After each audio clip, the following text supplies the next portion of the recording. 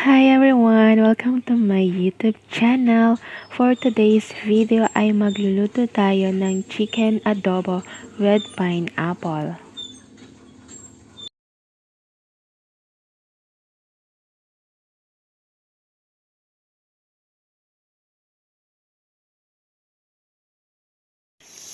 Ayan guys, umpisahan na natin ang pagluto. Bali guys, kinuha ko lang yung taba ng manok at ito ay gagawin natin na mantika. Ayan, unti-unti na lumalabas yung mantika ng taba ng manok.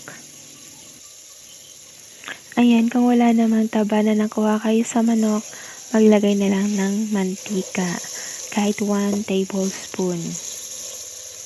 Ayan, habang pinapalabas po natin yung mantika ng taba ng manok, sa mga hindi pa po nakasubscribe, please to subscribe na po para madagdagan naman ang ating mga subscribers. And paki-like na rin po pala itong video. Thank you and God bless. Ayan, sapat na yung lumabas na mantika. Pwede na tayo magsimulang maggisa. Maglagay na tayo guys ng hiniwang sibuyas.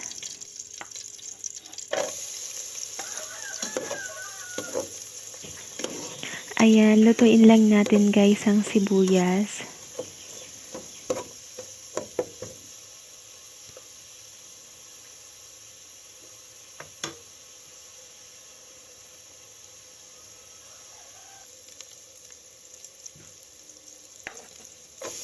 Ayan, maglagay na rin tayo ng hiniwang bawang.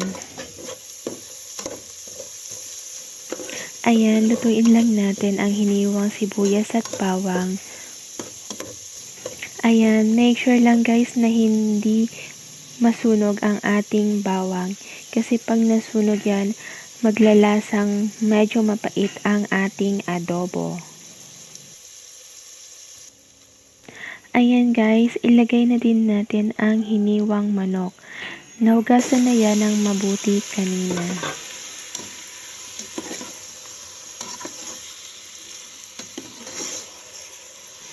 Ayan, gisahin lang natin ang manok. Ayan guys, gisahin lang natin ang manok hanggang sa wala nang lumalabas na dugo para maalis yung lansa ng manok.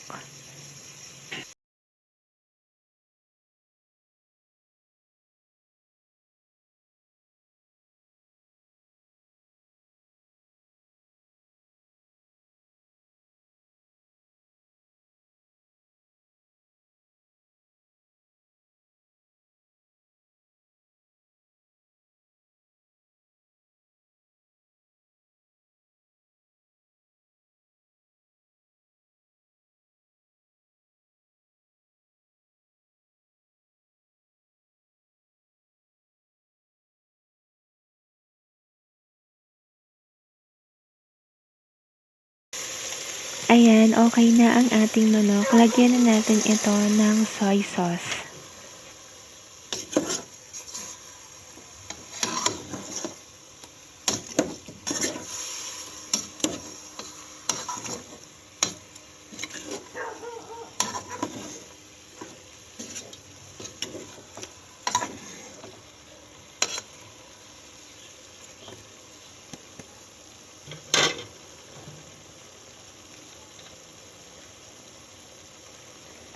Lagyan na din natin ito ng vinegar.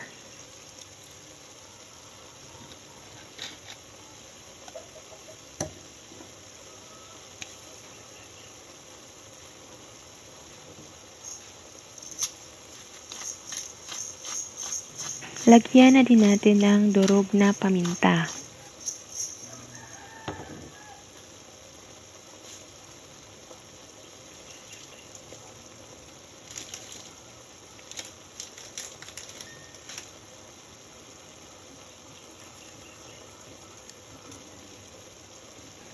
Lagyan din natin ng dahon ng laurel or bay leaves.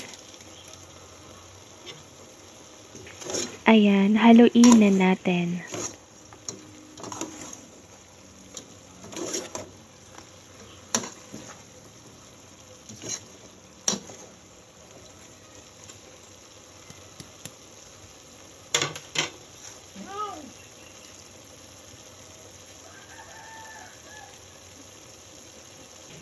Ayan, sa part na to, ilagay na natin yung pineapple syrup sa ating pineapple tidbits. Gamit ko dito guys yung 115 grams na isang pack ng pineapple tidbits. May kasama na siyang pineapple juice or syrup. Ayan, takpan natin ng 10 minutes para maluto na ang manok. Ayan, after 10 minutes, maglagay na tayo ng siling haba at siling labuyo. Yung siling labuyo ay i-slice lang natin. Yung siling haba ay hayaan lang natin na buong ilagay. Haluin lang natin yan.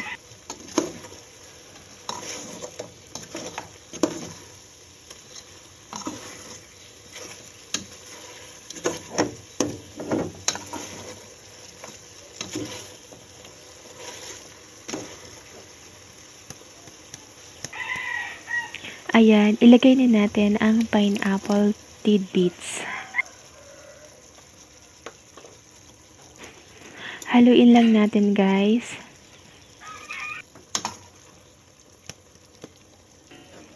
Takpan natin ng mga 4 to 5 minutes para ma-absorb pa ng ating manok ang pineapple. Ayan, after 5 minutes, haluin lang natin para hindi masunog yung ilalim.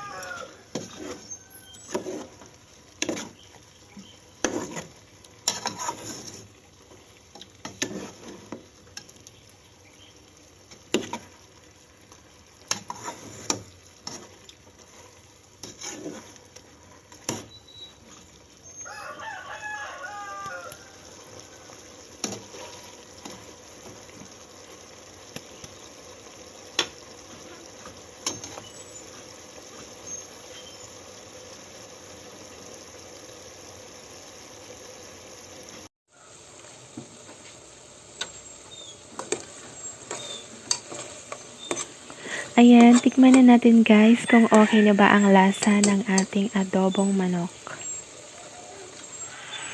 Ayan guys, napakasarap naman talaga ng ating adobong manok kahit na wala tayong nilagay na seasonings. Ang nagpasarap dito guys ay yung pineapple na nilagay natin. Kasama na yung pineapple syrup. That's all for today's video guys. Thank you for watching. Sana ay nagustuhan nyo ang ating video for today. And guys, paki-like na rin po pala itong video and paki-hit na rin po pala ang notification bell for more updates. Thank you and God bless. Bye!